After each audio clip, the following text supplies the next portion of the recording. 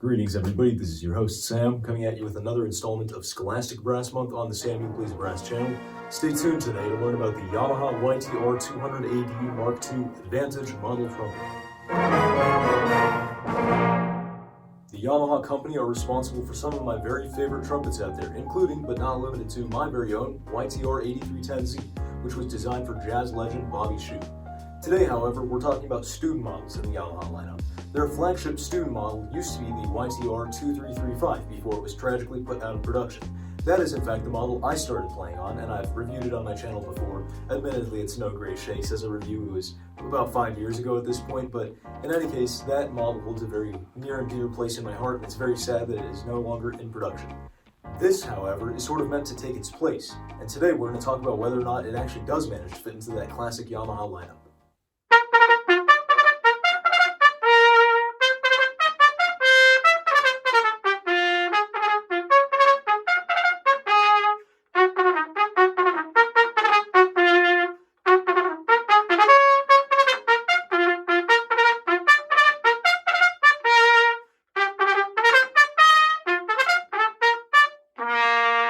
The YTR-200ADII is Yamaha's answer to the ever-growing need for large quantities of student model trumpets that not only play well, but are acquirable on a budget.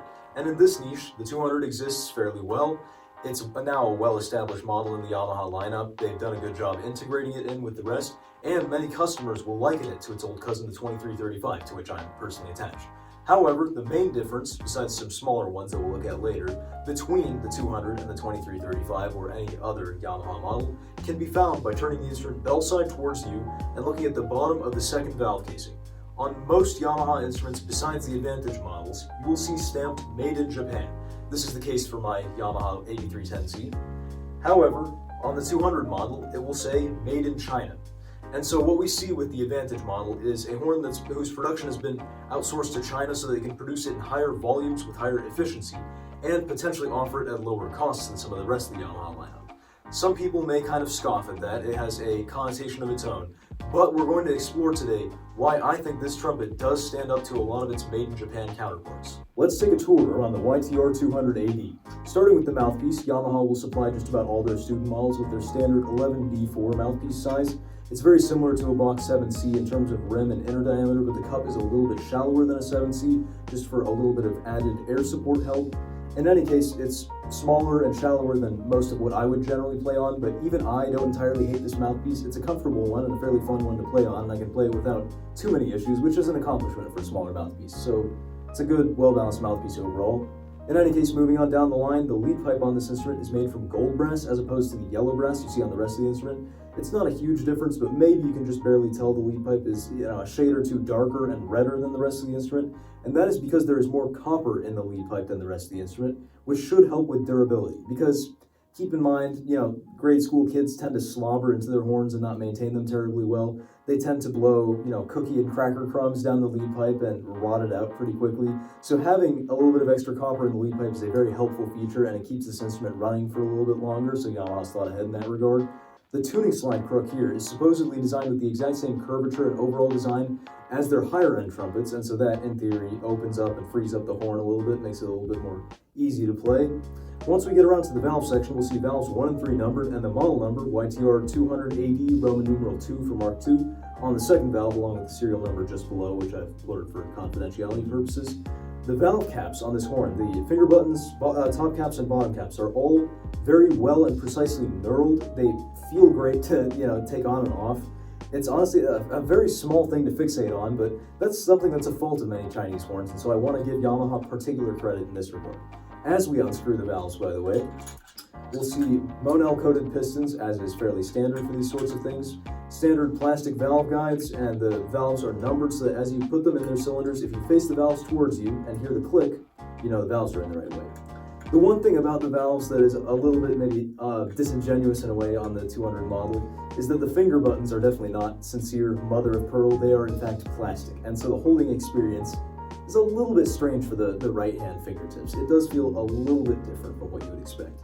In any case, the slides on this instrument all move well, and they are actually fairly ornate compared to some of Yamaha's student models. The ferrules are a little bit more ornamented, I suppose, and they look quite nice. It's a very nice looking package overall. We've got a first slide thumb saddle for ease of intonation on first valve notes, and for third valve notes, we've got the standard adjustable ring. One strange design feature is that this actual ring piece is a lot shorter than some of Yamaha's older work. I don't know why they chopped a piece of it off at the end, but they seem to have done anyway. There is one more strange design feature I forgot to note, and that's on the tuning slide. As we pull the tuning slide out, we'll notice vertical lines on the inner slides where we transition from a more buffed section coming straight out to a little bit further down, just the standard raw brass inner tubes. And that's not anything strange on its own. For instance, my 8310Z has the same exact thing. But the trouble with this one is the buffed section is so short, it makes you feel as though you can only pull your slide out that maybe 3/8 of an inch. And then, you can't pull it out any further because you'll reveal the slightly uglier tubes behind it. And so that's a strange little feature. I don't know why they made it so short, especially because with the 11B4 mouthpiece, I can barely play down to pitch with the tuning slide only out that far. It's a weird and troublesome sort of thing, and the buffed section is about double the length on my 8310, so I don't know why they skimped so much on this one. For any gearheads in the audience like me, I'll mention the technical specifications of the 200, but they're nothing special, nothing to write home about. The bore, as measured at the second valve slide of this instrument, is the very standard 0.459 inches. In the modern sense, there is no more standard bore than the medium-large 459.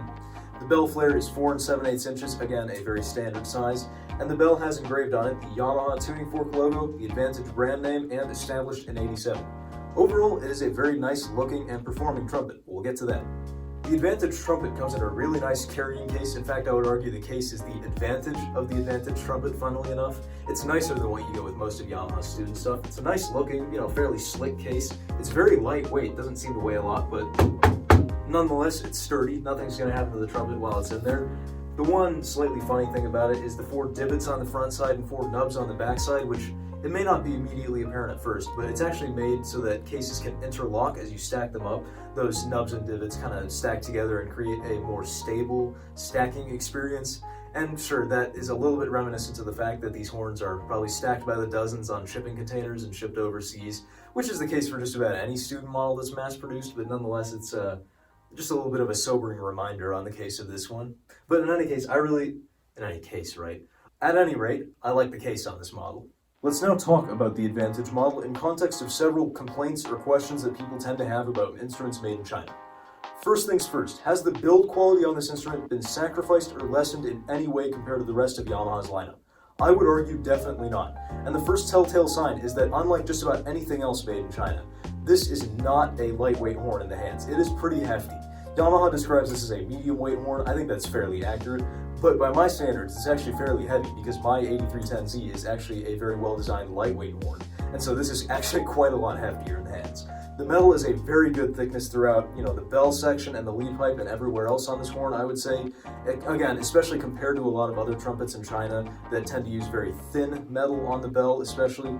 This horn has stood up very, very well to several years of in-school use. The only thing is a couple dents on the second slide, which, if I may digress, having worked at Clearwater Music for 2 summers, every student trumpet that comes in is dented on the second slide. It is the only constant in trumpet repair, I swear. But in any case, it stood up very, very well. There have been, in my opinion, no corners cut on the manufacturing of this instrument. Secondly, and kind of on a similar note, are the mechanical parts slower on this instrument than anything else in Yamaha's lineup? Again, I would argue definitely not. For context, I had some problems with the valves on my 2335 back when I owned it. They were fairly slow and sluggish even after a thorough cleaning and servicing. I don't think there were any dents or bends in the valve casing. They were just generally sluggish, even after repeated oilings. These valves are great even dry without any oil. I wouldn't advise that because your spit can kind of get into the casing and cake onto it and get the valve stuck pretty badly. However, they were fine dry, and before I played, I oiled them. And now they are lightning fast, just as good as you can possibly expect. The plating does look a little bit worn on the valves, but boy, they really are fast. Third, and now on a different note, does the sound of this instrument suffer as a result of it being made in China? Many Chinese instruments will sound thin or tinny, which is to say that they're a little bit too bright, don't have a lot of richness in the sound. Again, I would argue not. While this trumpet does naturally sound bright, like most trumpets, its natural sound is thick and full of, core and richness, which is not something that can be said about every student model, let alone every trumpet made in China.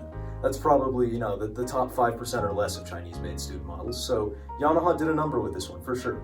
You can get a wide variety of sounds on it, even on a fairly small mouthpiece by my standards, the 11B4, you can get a very dark and almost fluffy sound in a way, which is definitely not something you get on most Chinese student models, and so it's a very subtle playing trumpet when you need.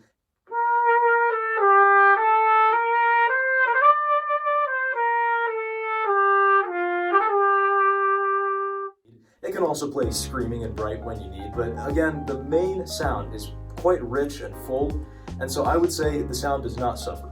Now, fourth, on again a similar note, is the intonation. Does the intonation suffer as a result of being factory made in China? And this is where I do have one complaint. The intonation on this horn is mostly good, except when you get to high G.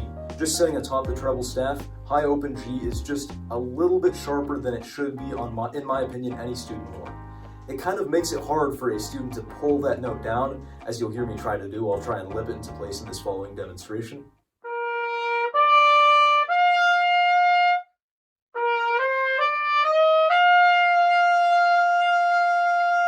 The bottom line as far as the Advantage model goes is I think it fits right in with the rest of the Yamaha student lineup, whether it's the old 2335 or the newer 2330. In fact, I think it does better than the 2330 overall, but that's neither here nor there. In any case, where the 2335 once stood, I think this trumpet is doing a very good job of filling the same niche.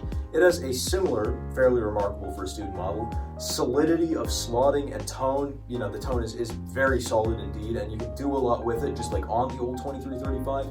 And in fact, I think there is one area, despite high G being a little bit worse than on the 2335, in which the Advantage model actually does better, and that is going a little bit further above the staff.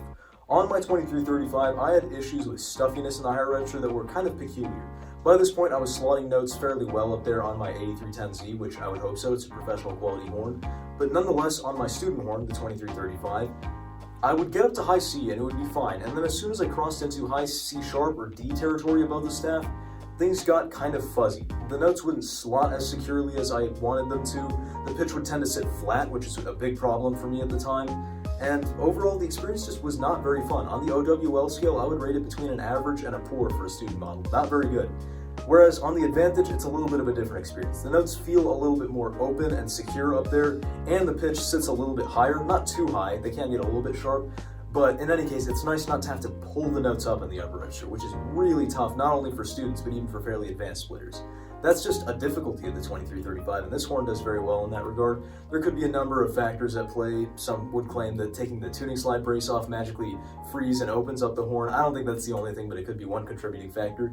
In any case, I think the higher register on this horn is a lot of fun, and I would put it for a student model in between average and exceeds expectations on the OWL scale.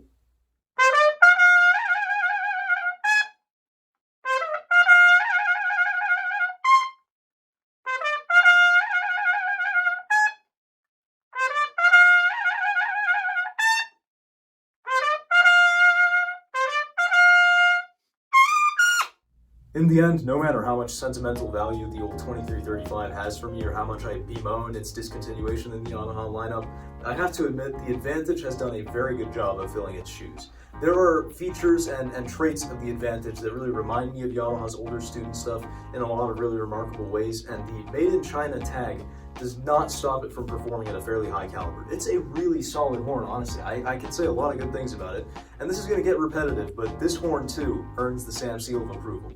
In general, the horns I review are ones that I enjoy playing. But in any case, I've really enjoyed playing the Advantage, and while I wouldn't have terribly much use for it being the owner of a nice 8310, this is a fun horn that can serve a beginner or learner really well for quite a number of years as long as they take good care of it. And honestly, I would recommend this to just about any student starting out, and I would use this actually as an example of the fact that the stuff made in China is not necessarily bad or built down to a price. Again, this is a really solid, hefty, sturdy horn with a sound that can be described in all of those ways. In any case, this has been Samuel Plays Brass reviewing the Yamaha YTR-200ADII Advantage model. I hope you've enjoyed and I hope you've learned something in the process. If you have, make sure to leave a like and a comment down below, and stay tuned for more of Scholastic Brass Month. Consider subscribing in that case if you haven't already, because that's the best way to stay caught up. And until next time, I will see you on the flip side.